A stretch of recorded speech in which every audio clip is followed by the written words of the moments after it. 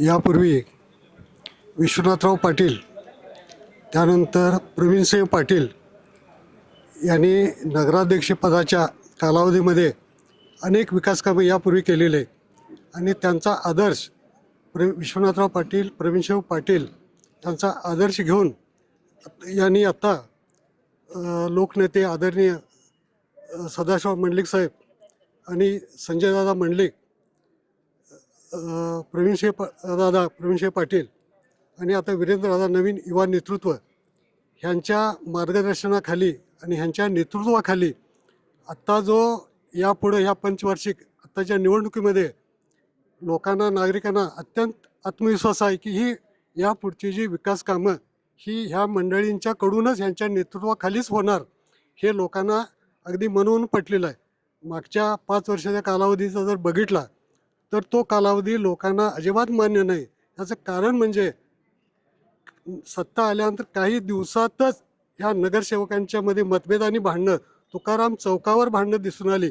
त्याच्यामुळं विरोधी पक्षाच्या विषयी लोकांच्या मनात एक प्रकारची नकारात्मक भावना निर्माण झालेली आहे आणि ही भाजपा शिवसेना युती संजयदादा मंडलिक आणि प्रवीणसिंह पाटील यांच्या नेतृत्वाखालीच पॅनेलचे सर्व उमेदवार यावेळी निश्चितपणानं निवडून येणार. कारण त्यांनी यापूर्वी जो 70 कोटीचा विकास कामं केली आणि भविष्यात जी कामं विकासाची होणार ही ह्यांच्याकडूनच होणार, ही लोकांना एक खात्री पटलेली आहे. दोघे ॲक्टिव्ह आहेत आणि युवकांचे प्रश्न सोडवण्यासाठी ते सक्षम आहेत असं मला वाटतं. कारण युवकांसाठी जे आवश्यक आहे, रोजगार निर्मिती असेल किंवा त्यांचे काही प्रश्न समजून घेणे, हे वरपर्यंत मांडणे, यामध्ये ते निश्चितपणे आग्रह राहतील, यात मात्र शंका नाही. कारण यापूर्वी दोघांनीही तसं काम करून दाखवलेलं आहे आणि त्याची पोचपावती म्हणून त्यांच्या मार्गदर्शनाखाली यावेळचे सगळे उमेदवार अगदी 100% हक्कानं निवडून येतील, यात मात्र शंका नाही. सध्याचं वातावरण बघता कोणाचं पारडं जड वाटतं? पारडं जड शिवसेना भाजपचं आहे इथं. कारण त्यांनी यापूर्वी विकास कामं केलेली आहेत. संजयदादा मंडलिक असतील, प्रवीणसिंह पाटील दादा असतील, यांच्या मार्गदर्शनाखाली कामं केलेली आहेत भरपूर. त्या कामाची पोचपावती म्हणून यावेळी लोकांना एक संधी मिळालेली आहे की निश्चितपणे त्या संधीचं सोनं मतदार करतील, यात मात्र शंका नाही. रस्त्याचा प्रश्न होता यापूर्वी, तो रस्त्याचा प्रश्न बऱ्यापैकी सोडवलेला आहे.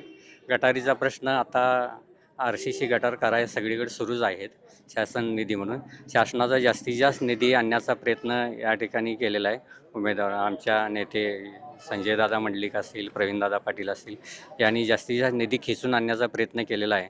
त्यामुळं या ठिकाणी वाचनालयाची सुधारणा असेल, बहुउद्देशीय हॉल असतील किंवा तालीम व्यायाम मंडळ असतील, यांना जास्तीत जास्त निधी आणून देण्याचा आणि युवकांना एक सकारात्मक दृष्टिकोनातून त्यांच्यापुढे एक आदर्श निर्माण करण्याचं काम या ठिकाणी केलेलं आहे. पिण्याच्या पाण्याचा आणि शेतीचा प्रश्न, शेतीसाठी पाण्याचा प्रश्न हा मोठा यापूर्वी होता. कारण या भागामध्ये सक्षमपणे 3-4 सहकारी साखर कारखाने सुरू आहेत. हे निव्वळ ऊस शेतीवरती आहेत आणि ऊसासाठी पाण्याची आवश्यकता असते. खरं म्हणजे ह्या भागातच नाही तर सीमा भागामध्ये सुद्धा मंडलिक साहेबांना दैवत मानतात. कारण इथंच नाही तर कागल तालुका कोल्हापूर जिल्ह्यातनं सीमा भागासाठी सुद्धा त्यांनी पाणी दिलेलं आहे. इथं तर सगळेजण मानतातच. त्यामुळे पिण्याचा पाण्याचा प्रश्न, शेती डेव्हलपमेंटसाठी, भारतीय अर्थव्यवस्थेचा शेती हा कणा आहे. शेतीसाठी आवश्यक असणारा पाणी पुरवठा हा काळमवाडी धरणातून आल्यामुळं मुबलक 12 महिने पाणी या ठिकाणी सुरू आहे. दोन्ही नद्या, दूधगंगा वेदगंगा, दोन्ही नदीला 12माही पाणी सुरू आहे.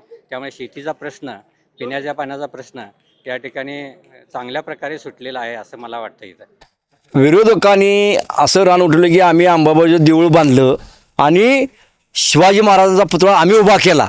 तर अंबाबाईचं देऊळ ज्यावेळी बांधकाम सुरुवात करणार यावेळी स्वर्गीय दिलीप पाटील साहेब आणि स्वर्गीय सदाशिवराव मंडलिक साहेब यांनी बैठक घेऊन पहिली खापरी जर त्या देवळाची जुन्या खापरी काढली असेल ती सदाशिवराव मंडलिक आणि दिलीपसिंग पाटलांनी काढली.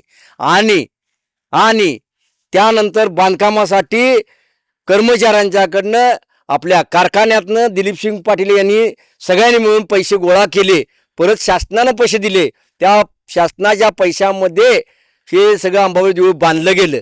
आणि ज्यावेळी खरोखर ते नावारूपाला आलं आणि ज्यावेळी वास्तुक शांती घ्यायची ठरली त्यावेळी राजेखान जमादार आमचे नगराध्यक्ष होते, यांची पत्नी त्यावेळी कुठे होती? तर ते स्वतः कुठे होते? काय नुसतं मी केलं यांनी काय केलेलं नाही आहे. हे जे केले दिलीप सिंग पाटील, सदाशिवराव मंडलिक आणि इतरही आमचे संजय मंडलिक यांनी सगळं बजेट किंवा त्यात मुश्रीफ साहेबांनी थोडंफार बजेट देऊन हे केलेलं आहे. हे जे आता मी केलं, हे ज्यावेळी वास्तुक शांतीच्या मंदिराची होती त्यावेळी ह्यांचं कोण आमच्या नगराध्यक्षांची पत्नी कुठं होती? त्या गायब होत्या. दुसरं, ज्यावेळी शिवाजी महाराजांचा पुतळा उभा करायला चालू केला त्यावेळी आम्ही वीरेंद्र मंडलिकांनी एक जो हे काढला, काय युवा प्रतिष्ठानचा संघ काढला आणि मग ते चालू केलं. त्यावेळी प्रत्येकाने 1,000 रुपये दिलं, कुणी 2,000 रुपये दिले, कुणी काय 1,000 रुपये दिले. असा करून तो पुतळा वीरेंद्र मंडलिकांनी उभा केला. वीरेंद्र मंडलिक स्वतः पुढाकार घेऊन त्याचं ज्यावेळी उद्घाटन होतं, मला वाटतं किमान 50,000 ते 60,000 पब्लिक होतं त्यावेळी इथं मुरगुडात. सगळे ढोल ताशे घोडे, सगळ्या तलवारी खेळणारी, तलवारबाजी करणारी माणसं, असं करून त्या पुतळ्याचं उद्घाटन केलं. आणि ह्याचं श्रेय सगळं ते जे श्रेय जाईल ते वीरेंद्र मंडलिक आणि मला वाटते आत्ता जे नवीन आमचे युवा नेते आहेत प्रवीण पाटलांचे चिरंजीव ह्यांच्याकडे जाणार आहे. हे कुणी मी केलं म्हणायची गरज नाही. तिने काय त्यात 1 रुपयासुद्धा घातलेला नाही. तिने स्वतः तिथं काय केलेलं नाही आहे. हे जे केले देऊळ आणि जो पुतळा आमचा होता, हा पुतळा वीरेंद्र मंडलिक आणि देऊळ हे दिलीप सिंग पाटील साहेब आणि आमचे सदाशिवराव मंडलिक यांच्यामुळं ते देऊळ उभा राहिलेलं आहे. कुणी मी त्या मुरगुडसाठी देऊळ बांधलं म्हणायची गरज नाही. असं झालं. दुसरं, पुतळ्याच्या उद्घाटनासुद्धा स्वतः ते नव्हते. शिवाजी महाराजांच्या पुतळ्यावर आमचे नगराध्यक्ष कुठे गायबच होते. कुठं होते त्यावेळेला? ते नव्हतेच. कुणीतरी म्हणाला मी केलं काय नाही, मुरगुडसाठी कुणी काय केलेलं. हिने काय केलं ते आता आम्हाला माहीत आहे. कुठं बोलायला नको पूजास काय. दुसरं म्हणजे आज जे गावामध्ये आमच्या हिरवळ जे झाली मुरगुडला, पाण्याची तुटवडा, तलावातलं पाणी मी आज उद्या का बाहेर काढणार, तलाव मी पाणी देणार नाही, ही जी अशी म्हणणारी व्यक्ती सगळे आहेत त्या बाजूला आहेत. मुरगुडच्या पाण्यासाठी मोठं राजकारण झालं आणि त्या मुरगुडच्या पाण्यासाठी भले मोठा आम्ही तिथं मोर्चा काढला होता तलावावर आणि मग आम्हाला ते 5-6 वर्ष वापरायला मिळालं आणि आता आम्ही नदीचं निम्मं तलावाचं पाणी मिळून पितोय. ते बी देताना भांडणं करून आम्हाला तलावाचं पाणी दिलं जातं आहे, हे लक्षात ठेवा. आम्हाला देत्याला सुद्धा पाणी हे तलावाचं भांडणं करून दिलेलं आहे. आणि ते तलाव जर बांधताना वेड बेगारीमध्ये बांधलेलं आहे शाहू महाराजांच्या काळात. तिथं बऱ्याच जणांच्या आमच्या गावातल्या जमिनी त्या तलावामध्ये गेलेल्या आहेत. ती लोक विस्थापित होऊन बाहेर गेली, शेती दिल्या त्यासनी. मग ते काय ह्यांच्यासाठी तलाव दिलेला नाही आहे, लोकांच्यासाठी. त्यावेळी आमच्या राजे घराण्यांनी लोकांच्यासाठी ते वापरलेलं तलाव होतं. पण आत्ताचे जे आहेत सगळे सरमचे ते माझा आहे तलाव, माझा तलाव, तसं शासनाचं असतं. तलाव स्वतः या मालकीचं नसतंय.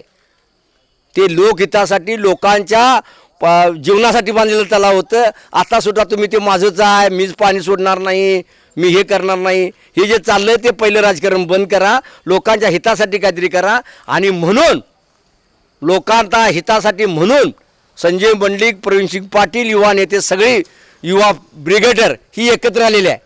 आणि म्हणून या मुरगुडचा विकास हा भाजप आणि शिवसेनेकडनंच होणार आहे, दुसऱ्या कोणाकडनं होणार नाही, मी हे ठामपणे सांगतो.